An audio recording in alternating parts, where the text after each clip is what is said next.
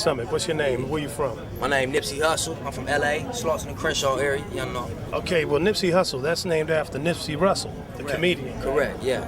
So talk a little bit about yourself, man. What brings you up here, up and coming, and how come you're not blinging and having all kind of crazy diamonds and all that? I guess you here to get your money right, huh? All the time, I mean, all that is cool for the image and all that, but all them is liabilities, you feel me? I'd rather invest in some real estate, you know what I'm saying? Oh, wait, can you repeat that again, man? You're up and coming artist. What did you say you want to do? I say invest in some assets as opposed to trick off my money on some liabilities like diamonds, you know what I'm saying? Cars that lose value as soon as you drive them off the lot. So you're trying to get land. Exactly, homie. A real asset. Take care of my peoples, cause it look good, but at the end of the day, you losing value, homie. It ain't.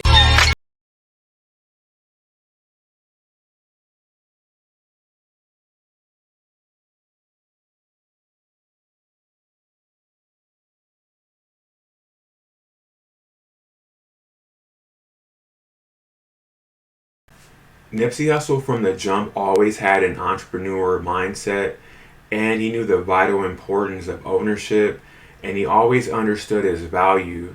In 2013, Nipsey would really key in and capitalize off of the value he created. This is the story of Crenshaw, Nipsey Hussle's $100 mixtape. The XXL freshman cover is one of the most important covers you can be on as an up-and-coming artist. Not only from a promotional standpoint, but also a way to gauge how much traction you have thus far. And it's almost like an audition. Only time will tell who stayed a freshman, who made it to varsity, and who eventually went pro. Nipsey Hussle would garner the attention of thousands and millions of hip-hop fans. He landed on the 2010 XXL freshman cover. This was a major step in the right direction for Nipsey. Nipsey had really been grinding to get to that XXL cover.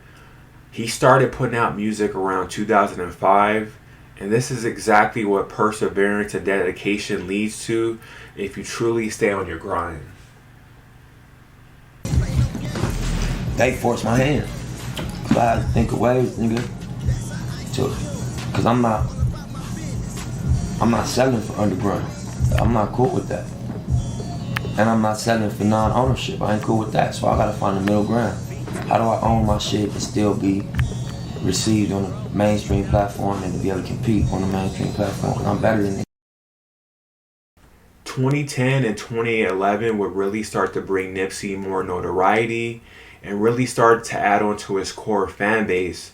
After dropping the Marathon and the Marathon Continues, it was time to take it to the next level. 2012 would be a key and one of the most important years for Nipsey. Nipsey got a chance to tour Europe. Imagine what it's like to leave the country and you have fans that know your music and you're not even a mainstream artist. This would truly open Nipsey's eyes to his value, the impact of his artistry, and now it was time to capitalize. Stand up. When it was time to stand up, so I'm playing with a handicap, but I'm still getting judged on my results. My whole strategy is what's the middle ground? How do I compete on that level without giving up ownership? Because that's the catch-22 that they got us in. They like this social pressure to compete. You rapping, you want to be the top nigga. Because what else is niggas playing for if they don't want the ring or the crown? The labels know that. And they making it like the only way to that is through him. 2013 is here. Nipsey is fresh off a tour. Even though Nipsey hadn't dropped music since 2011, his buzz and his momentum is just as high as it's ever been. A lot of major artists were looking to sign Nipsey. This was around the time Rick Ross wanted to start a West Coast branch of Maybach Music Group. Ross wanted to sign not only Nipsey, but also Dom Kennedy. Ross would go on to say even though he didn't sign Nipsey, he knew that Nipsey's drive and vision would ultimately lead him to success. West Coast fans got some major news at the beginning of 2013 from YG. YG announced a joint mixtape called Two of America's Most Wanted. It was supposed to be Nipsey and YG.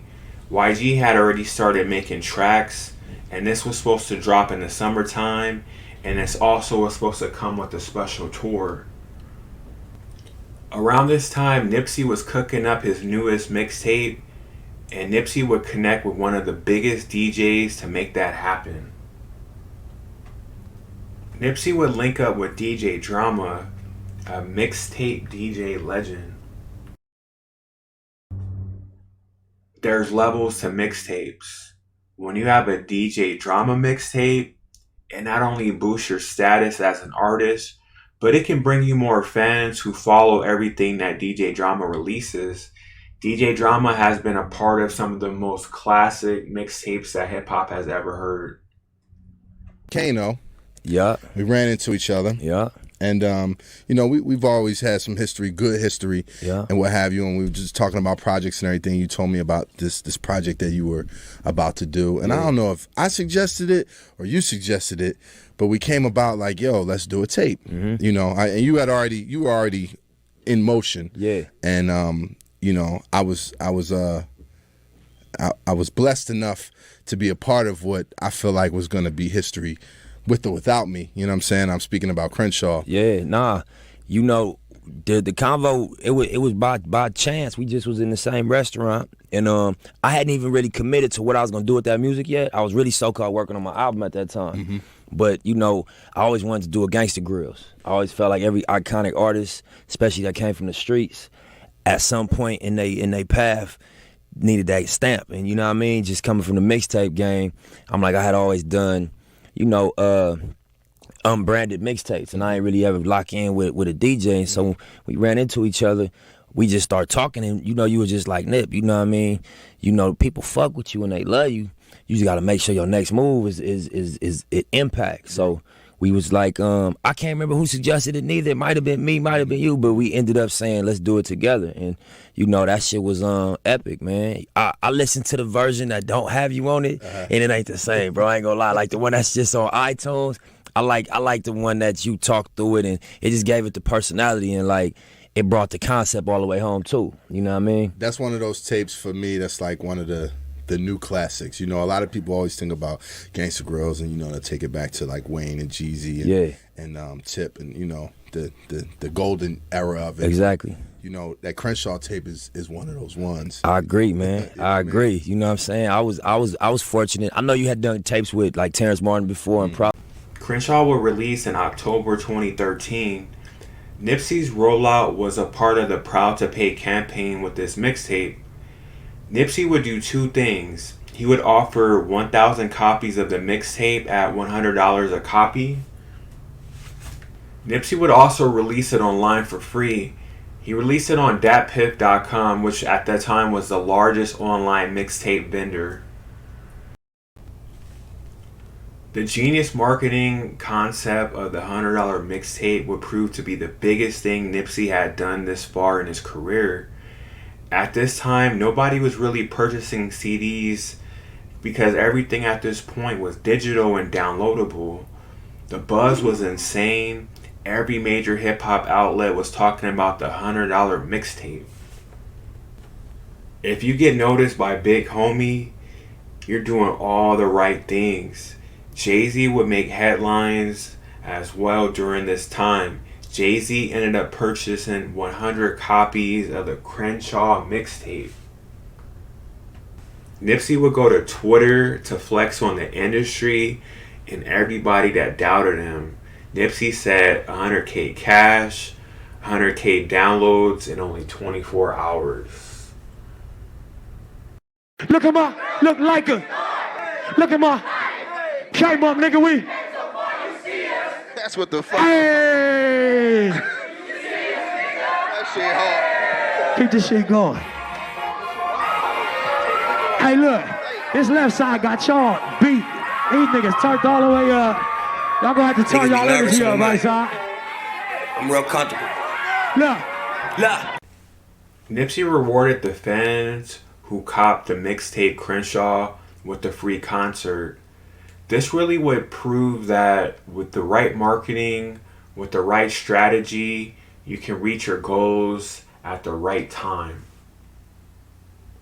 Nipsey would go on to say, buying music is a choice for the fans. What leads a fan to purchase music ultimately is reciprocation. The reason why I chose $100 for the mixtape is I tailor my music for my core fans. Connecting to the core fans is key. Value over volume. I looked at the artwork and I was just like, I looked at what I've done already, and I looked at the era we was in, and I'm like, man, I'm gonna sell some physicals. So when I decided I wanted to sell physicals, I'm like, and I'm gonna charge $100 for them. But my goal was not to sell out. It was to create conversation. I wanted people to get mad. I wanted people to say, why is this album $100? I gotta listen to this shit, because if it's not the greatest album ever, this dude's crazy. And so my intention was to create conversation. So